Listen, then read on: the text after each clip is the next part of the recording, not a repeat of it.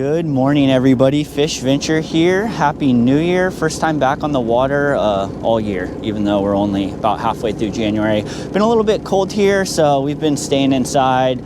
I say cold, but I know a lot of my viewers are from up north, like Canada area, but 40 degrees down here in California is chilly for a Northern California boy. But anyways, we're out today. Folsom Lake water level came up quite a bit. Today I'm going to be going over a few of my kind of cold weather trolling techniques for trout and salmon. A few tips and tricks. We're going to focus on the 3 S's. So that is sight, scent, and speed. So those 3 things are something that you're always going to be mindful of whenever you're trolling, regardless of the time of year.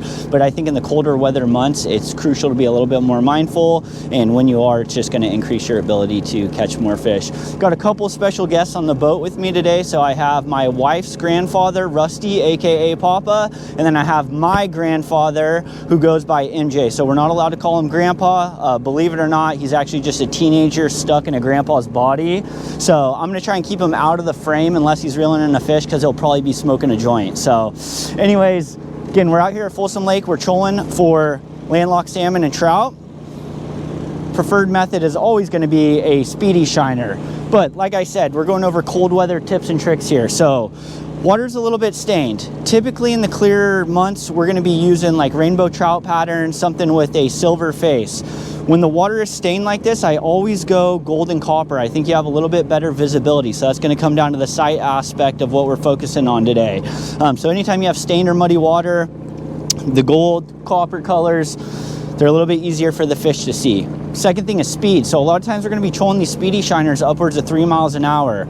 When the water is as cold as it is now, which surface temp's about 50 degrees, we're going to slow it down a little bit. Granted, you know, trout and salmon are both a cold water species, so they don't get real lethargic in the wintertime, but I don't think they're working quite as hard for their food whenever the water is cold like this. So I'm going to dial it back to anywhere from like 2, 2 1/4, just for a little bit easier presentation. That way the fish doesn't have to work as hard to get on the lure. Right now, the fish are probably going to be holding close to the surface. Makes it a little difficult because you're not typically going to be marking them whenever they are that close to the surface. So we got the downrigger spread out right now anywhere from like 10 to 20 feet. And then once we start getting on fish, we'll adjust it accordingly. Third thing, so we got sight, we got speed, so dialing it back a little bit, and then scent. So this lake is primarily a bait fish lake. So I know my go-to is a dodger and threaded nightcrawler. However, that works really well up in the mountain lakes where the fish are primarily feeding on bugs and insects. Down here, this is like a really predatory lake. So these fish are primarily feeding on bait fish like pond smelt, threadfin shad. That's why we're imitating the bait and matching the hatch like you're supposed to with these speedy shiners. But for scent, just to make it a little bit easier for the fish to find it, I'm gonna go with the Procure stuff. So this stuff's killer. They have like 150 different scents. I got the Trout and Kokanee Magic. So really, this is like a big mix of amino acids, anise, garlic, nightcrawler, just a bunch of stuff that fish like to smell to help attract them to the lure and help increase your chances of getting a bite. So I've never been a huge advocate for scent, but I think when the visibility is low in these colder months, I think it makes a big difference. Haven't caught a fish yet, so I can't prove that for sure, but I'm hoping here shortly we'll definitely be getting on something. So gold or copper colored spoons, whether that's a speedy shiner, needlefish, they all work. Every lake's a little bit different. Slow it down a little bit, make it a little bit easier to, you know, put that presentation in front of the fish. And then I recommend using some form of scent just to increase your chances of a bite and make it a little bit easier to find them. Fish on. All right. Come on, fishy, fishy. Hold on, let him back. Nice. Woo-hoo! Boom. Beautiful nice. Folsom buck. In the box. MJ? Fish on? Oh yeah. We are on. Whoa, whoa, whoa. Hold on. Second trout of the day. Oh yeah, fish on. All right. MJ? Oh, this is a big boy. Let me try the big boy. Just was it on there when I? Yeah, it's on there. You called it. Oh, big one. Bring him up. Bring him up. Bring him up. Let him back. Nice. Oh, nice. That's a nice bow right there. Woo. Third bow of the day right here. Oh.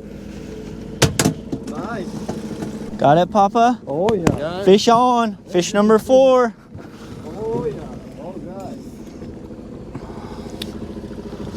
Woo-hoo. Nice man. Nice fish. Fish number 4. 4 coming up. Middle rod. Huh? That's a healthy one.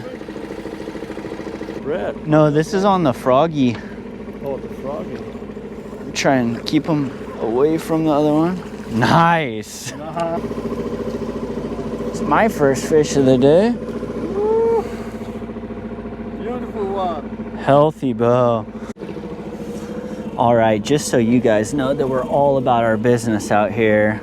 Yes, the forbidden banana. I don't believe in it because guess what? We've been eating bananas and we got a cooler full of trout. Boys, what do you think about the bananas? Hey, it's a rush. It's a rumor. I don't believe it anymore. Nah, bananas catch fish. I brought the 2 bananas to test it. Yep.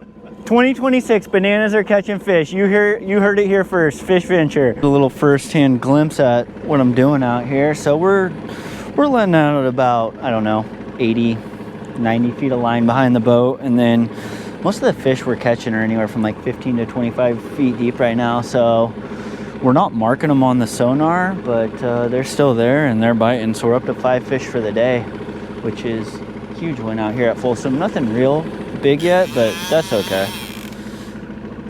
Hopefully we'll change that pretty quickly.